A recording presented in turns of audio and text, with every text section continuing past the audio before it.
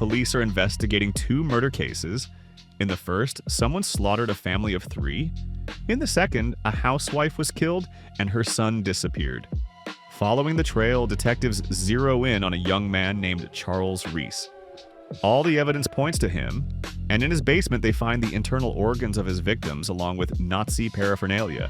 He's facing the death penalty, but his defense attorney builds the case around the claim that Reece is insane. District Attorney Fraser isn't a fan of extreme measures himself, but in this case he's convinced the man in the dock is a cold-blooded monster who deserves to be executed. The 1970s opened with a double bullseye for director William Friedkin. In 1971, he released The French Connection, which won 5 Oscars, including Best Picture and Best Director, and in 1973, he cemented his success with The Exorcist, still considered one of the scariest films ever made. Unfortunately, his next feature, Sorcerer, flopped at the box office, and that was the beginning of a long decline. By the mid-80s, Friedkin had turned to music videos and television, even directing the action project Cat Squad, which he hoped would launch a full series. Rampage suffered a different kind of disaster. Although the film was completed, it never received a proper theatrical release due to the bankruptcy of Dino De Laurentiis' studio, for which it had been made.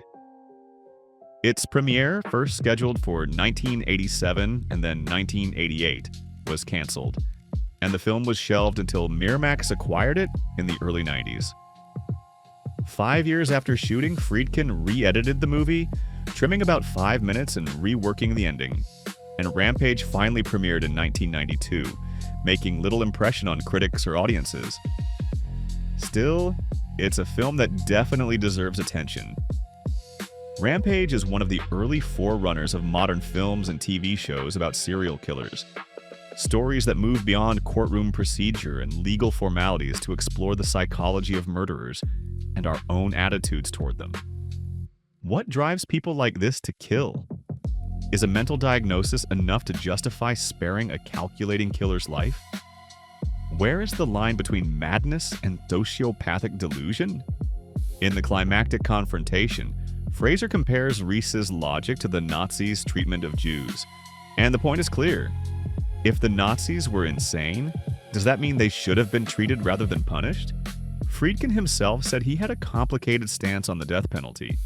And while the 1992 version offers a more definitive conclusion, the original cut was designed to create not just a tense and well-crafted genre film, but a provocative and ambiguous one. Fraser, like his wife, is a liberal opposed to capital punishment, but the circumstances of the case, and his interactions with Reece, force him to compromise his principles and reconsider his beliefs.